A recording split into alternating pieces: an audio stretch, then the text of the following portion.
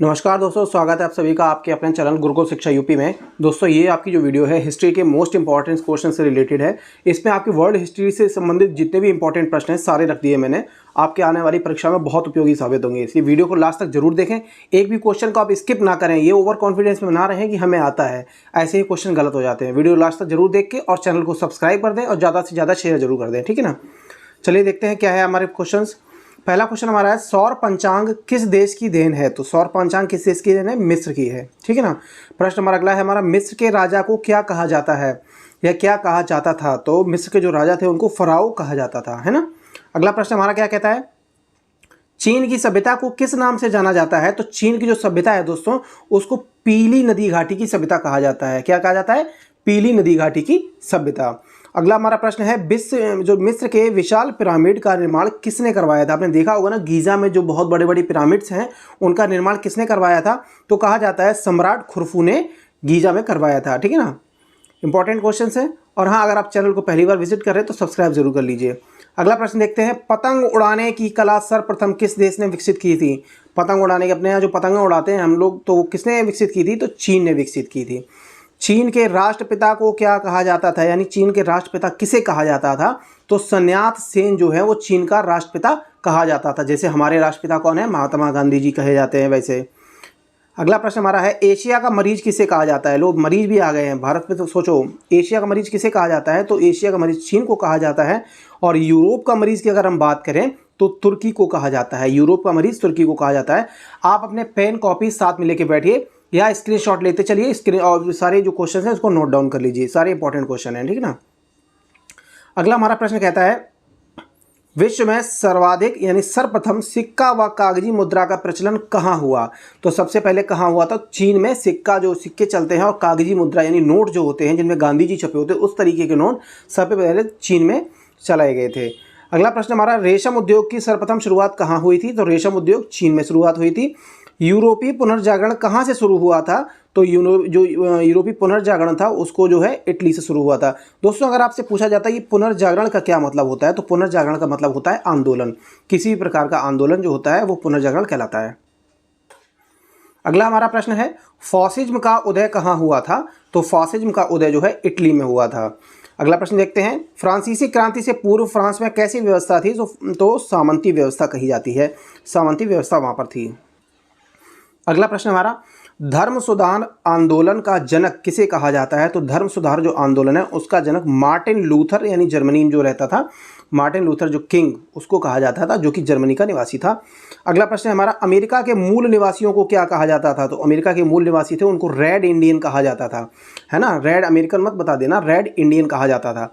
अगला प्रश्न हमारा, अमेरिका को पूर्ण स्वतंत्रता कब मिली थी? तो अमेरिका को जो पूर्ण स्वतंत्रता मिली थी 1776 ईस्वी में मिली थी।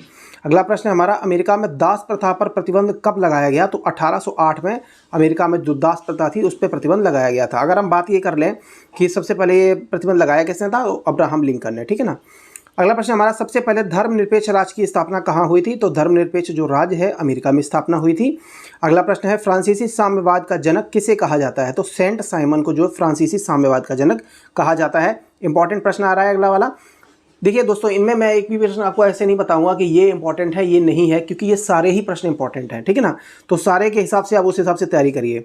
अगला प्रश्न है, गुलाबों का युद्ध कहाँ हुआ था? तो गुलाबों का युद्ध जो है इंग्लैंड में हुआ था। कहाँ पर हुआ था? इंग्लैंड में। और दास प्रथा का अंत मैंने अभी आपको बताया था, तो अब्राहम लिंकन ने जो है दास प्रथा का अंत किया था।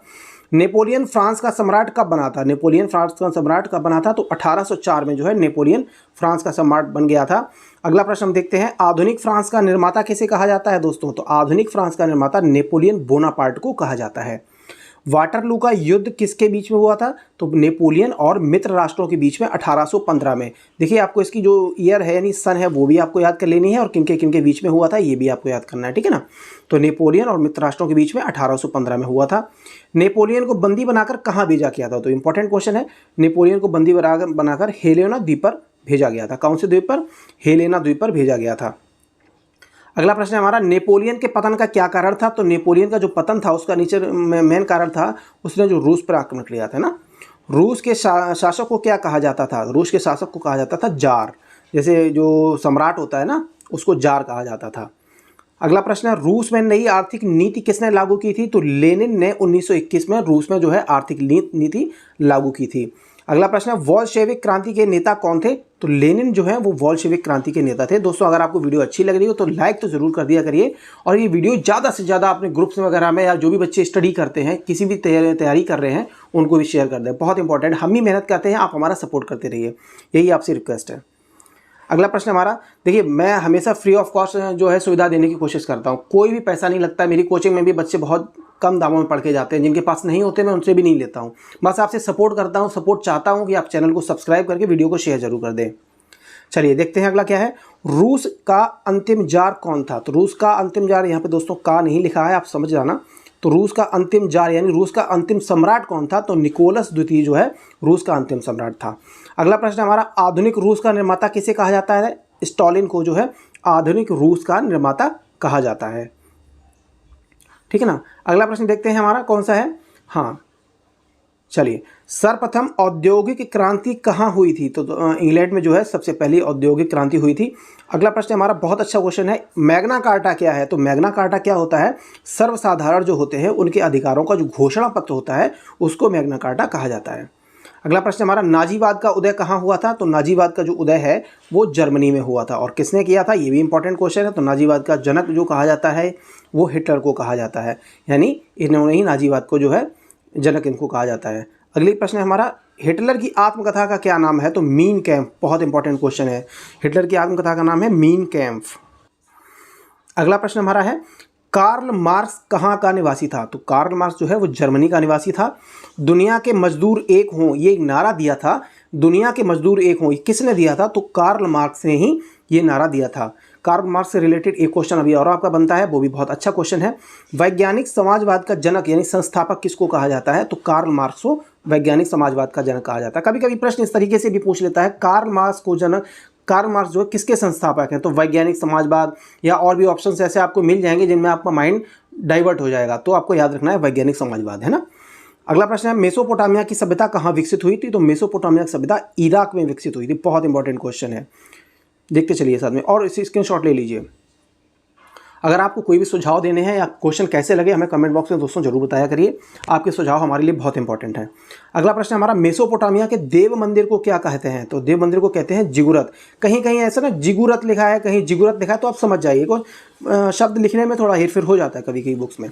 तो अगला प्रश्न हमारा, शीशे का सर्वप्रथम प्रयोग कहाँ हुआ है? तो शीशे का सर्वप्रथम प्रयोग मेसोपोटामिया में हुआ है। शीशा वो नहीं है जिसमें आप देख के अपना चेहरा देखते हो, पाउडर लगाते हो, वो नहीं ना, लैड, जो इसको हम लैड बोलते हैं ना, वही शीशा है ये।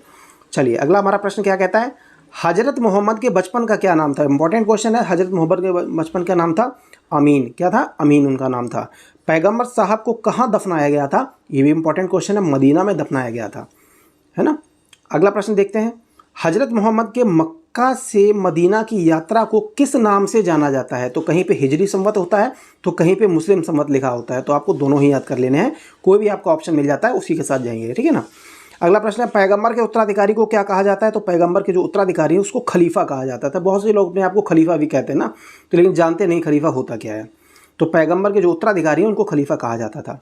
अगला प्रश्न हमारा, जापान को किस नाम से संबोधित किया जाता था? इंपॉर्टेंट क्वेश्चन है। तो जापान को पीत आतंक के नाम से संबोधित किया जाता था।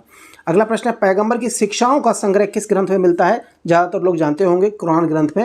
हमारे मुस्लिम भाई जो पढ़ते हैं वो कुरान ग्रंथ में ही उनकी सारी शिक्षाओं को पढ़ते हैं। अगला प्रश्न हमारा, जापान ने रूस को कब हराया? तो जापान ने रूस को 1905 में हराया था। अगला प्रश्न देखते हैं क्या कहता है, द्वितीय विश्व युद्ध का तात्कालिक कारण क्या था? क्योंकि उस टाइम जो द्वितीय विश्व युद्ध हुआ था उसका मोस्ट इंपॉर्टेंट रीजन क्या था, किस वजह से हुआ था? तो जर्मनी का पोलैंड पर जो आक्रमण हुआ था वही उसका तात्कालिक कारण था। अगला प्रश्न देखते हैं, द्वितीय विश्व युद्ध में जर्मनी की पराजय का श्रेय किसको दिया जाता है? तो जर्मनी की पराजय का जो श्रेय है रूस को दिया जाता है। अगला भी इंपॉर्टेंट क्वेश्चन है, प्रशांत महासागर का नामकरण किसने किया था? तो प्रशांत महासागर का नामकरण जो है मैगलन ने किया था, जो कि स्पेन के निवासी हैं। पता है ना, प्रशांत महासागर हम लोग बोलते हैं, तो मैगलन ने उनको बताया, उनका नाम रखा था।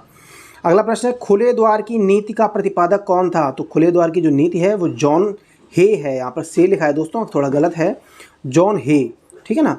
अगला प्रश्न है, पक्की सड़कें बनाने की विधि कहाँ से विकसित हुई? तो स्कॉटलैंड से जो पक्की सड़कें बनाने की विधि स्टार्ट हुई थी। अगला प्रश्न है लेटर ऑन इंग्लिश, ये बुक है, इंपॉर्टेंट है। लेटर ऑन इंग्लिश के रचयिता कौन है, यानी कौन किसकी रचना है, तो वॉल्टेयर की है। तो कहीं पर वॉल्टेयर लिखा होता, कहीं वॉल्टियर, तो आप याद कर लेना। अगला प्रश्न है हमारा, द्वितीय विश्व युद्ध जो कि 1939 से 45 के मध्य था, उसके दौरान जापान के किन नगरों पर परमाणु बम गिराया था। बहुत इजी है और बहुत ज़्यादा आता है ये क्वेश्चन। तो हिरोशिमा और नागासाकी पर गिराया गया था।